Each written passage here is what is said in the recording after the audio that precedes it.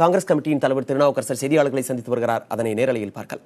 நினைவிடத்தில் காங்கிரஸ் சார்பில் அஞ்சலி செலுத்துகிறோம், மரியாதை செய்கிறோம். கண்ணியமிக்க காகிதம் இல்லத்தவர்கள் இந்திய நாட்டினுடைய சுதந்திரத்திற்காகவும் இந்திய நாட்டின் ஒருமைப்பாட்டிற்காகவும் ஒற்றுமைக்காகவும் தன் வாழ்நாள் முழுமையையும் அர்ப்பணித்து வந்த மிகப்பெரிய தலைவர். சீன யுத்தத்தின் போது தன்னுடைய ஒரே மகனை போருக்கு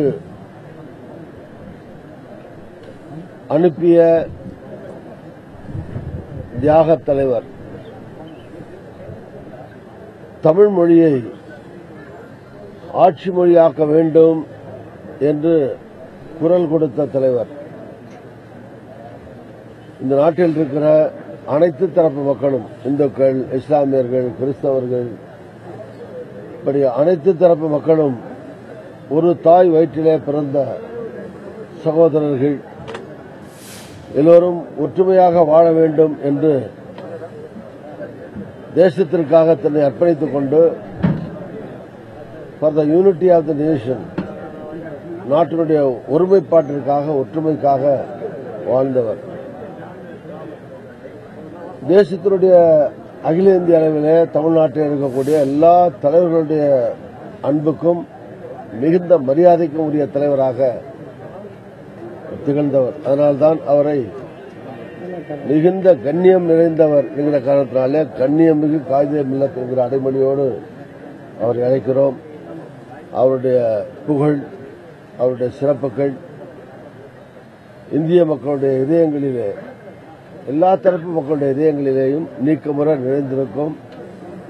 இந்தியாவுடைய வரலாற்றில் கண்ணியமிக்க காகிதம் இல்லத்தவர்களுடைய வரலாறு ஒன்றாக இணைந்த வரலாறாகும். காங்கிரஸ் சார்பிலே அவருடைய புகழ் தொடர்ந்து நிலைத்திருக்க வேண்டும் என்று வாழ்த்துகிறேன். சார், வைர விழா பாத்தீங்கன்னா பல்வேறு தலைவர்கள் கலந்துட்டு பேசிட்டு இருக்காங்க. அது எந்த அளவு வெற்றி பெற்று நினைக்கிறீங்க? அடுத்த கட்டம் எவ்வாறு செல்லும் நினைக்கிறீங்க?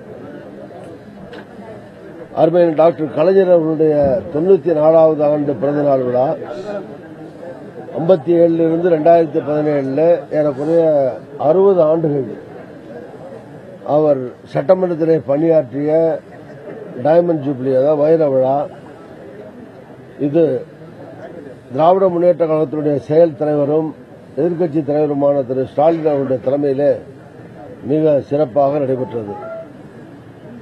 காங்கிரஸ் சார்பிலே எங்களுடைய தலைவர் ராகுல் காந்தி அவர்கள் இந்த நிகழ்ச்சியிலே பங்கேற்றது மட்டுமல்ல, திரு ஸ்டாலின் அவருடைய அழைப்பை ஏற்று அவருடைய இல்லத்திலே சென்று தேநீர் விருந்திலே கலந்து கொண்டார். அவர் டாக்டர் கலைஞர் அவர்களை சந்தித்துவிட்டு போக வேண்டும் என்று பெரிதும் விரும்பினார். அதனாலே அடுத்த நாள் டாக்டர் கலைஞருடைய இல்லத்திற்கு சென்று கலைஞரை சந்தித்தார். கலைஞர் அவர்கள் திரு ராகுல் காந்தி அவருடைய கரத்தை பற்றி அவருடைய வாய் கிட்டத்தில் கொண்டு போய் இப்படி கையில் கிஸ் பண்ணார். அவர் இந்த ராகுல் காந்தி கையை அந்த அளவிற்கு நேரு குடும்பத்தோடு அன்னை சோனியா காந்தி அம்மையார், தலைவர் ராகுல் காந்தி அவர்களை எவ்வளவு நேசிக்கிறார் ஆழமாக என்பதை அவருடைய முகபாவத்திலிருந்து தெரிந்து கொள்ள முடிந்தது. அது மாதிரி உள்ளபடியே ராகுல் காந்தி அவர்கள் அவரை சந்திச்ச உடனே ரொம்ப நெகிழ்ந்து போனார், ரொம்ப உணர்ச்சி வசப்பட்டு நெகிழ்ந்து போனார்.